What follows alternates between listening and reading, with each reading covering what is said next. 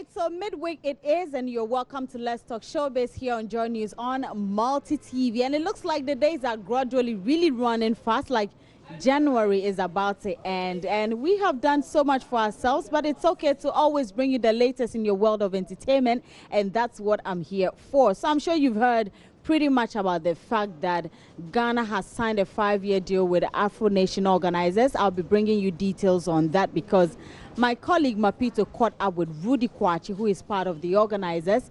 And also I have a young musician who is looking forward to take the world by storm.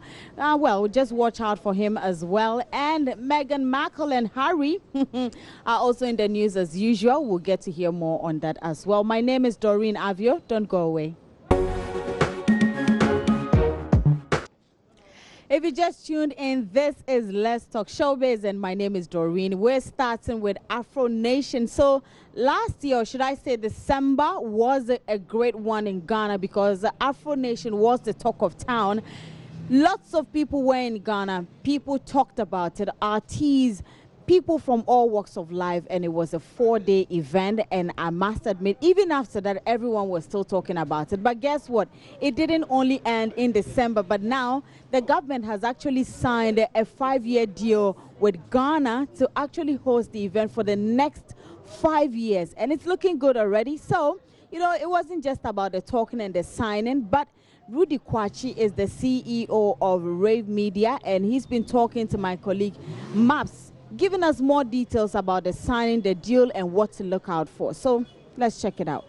The choice of Ghana was obviously carefully deliberated upon.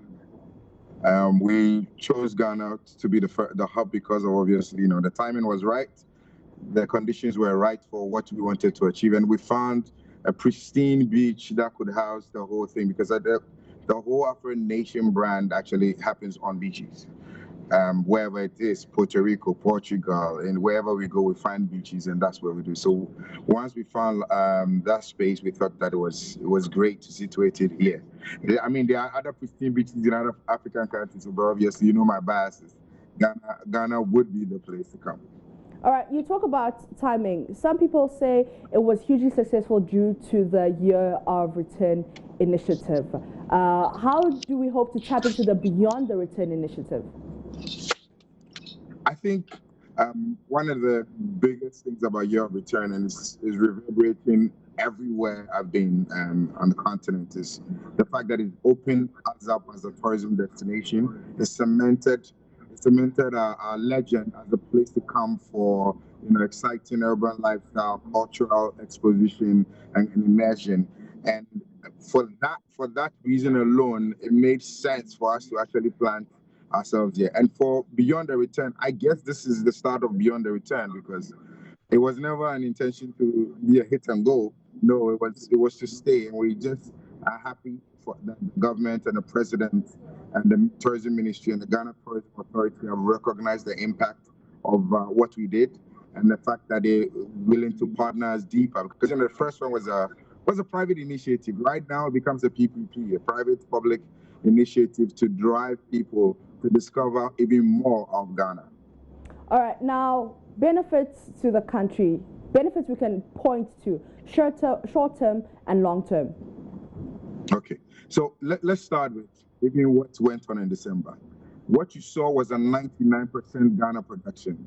We didn't import anything except maybe the inflatables, which we didn't manufacture. But even that, for 6 months, I was actually combing the length and breadth looking for artists to build me a life size of that. I couldn't find it. That's why we actually went the easier way of the inflatables. But look at all the suppliers, the venue, all the trade, all the travel for airports. I mean, in December, Lagos alone, there were 7 extra flights created by one of the airlines, and even that, still people didn't get to actually attend or even enter Ghana during that period. So impact short term, obviously you can see it. There's hotels, there's food vendors, there's suppliers, there are logistic providers, there are car rentals. All of those people have a direct hit from even us. And from a long-term perspective, look, it's 10,000 or so people circa that entered Ghana because of Afro Nation, because we sold internationally. Yeah.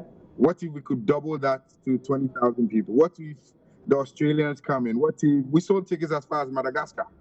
Oh, wow. Okay.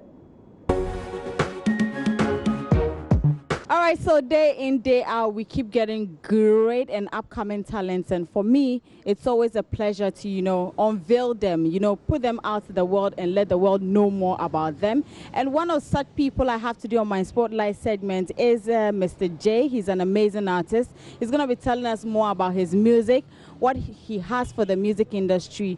And of course, we all look up to people. We have mentors and mentees. So yeah, I'm sure he has lots of them. And he's already started working with the big boys in the industry. Hello, Mr. J. Hello, madam. How are you doing? Everything is fine. So tell me, how long have you been doing music? Yeah, professionally, I've been doing it after I completed my senior high school, yeah. All right, and how has it been for you? Yeah, by His grace, as we did here, everything is positive. Now, I understand you're being managed by Big Nash Promotions, and how is it like?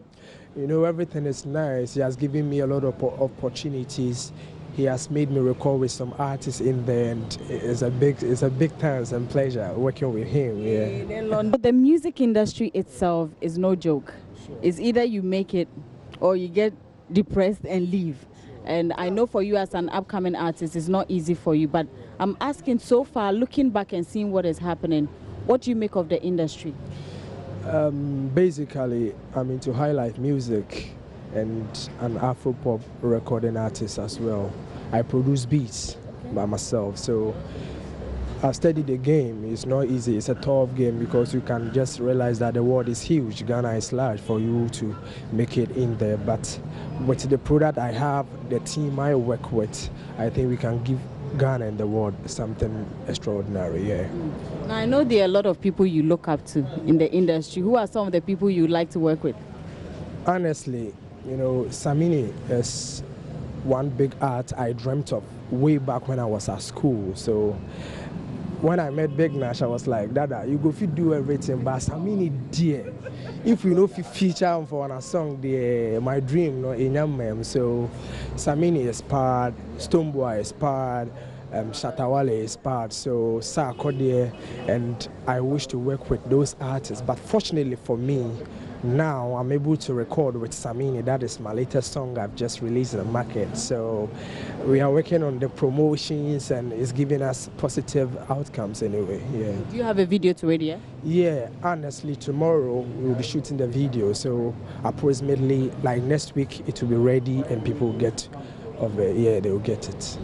So what do you make of the Kwame Eugenes, the Kiddies, the Kim Promise and all of that? Yeah, they are doing a wonderful job, It's always nice to appreciate what others are doing.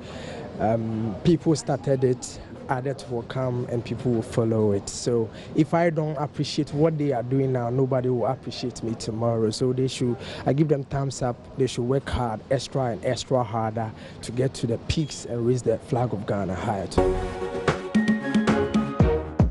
To some international stories, Meghan Markle is in the news again, and this time it has to do with the fact that, listen, now she's in Canada and Prince Harry has finally joined her and their child. It's looking good, even though lots of people are talking about it. Even Meghan Markle's father has come out to say all sort of things, thinking that she has actually ruined a lot of things for the royal family. But hey, who knows? We're all just keeping our eyes open, just looking at what they have for the world. But I believe that everybody is entitled to whatever they want to do in life. So Meghan Markle, Prince Harry, all the best.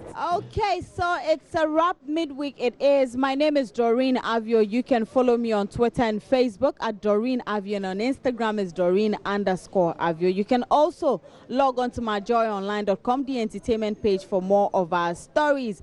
Do have a wonderful evening.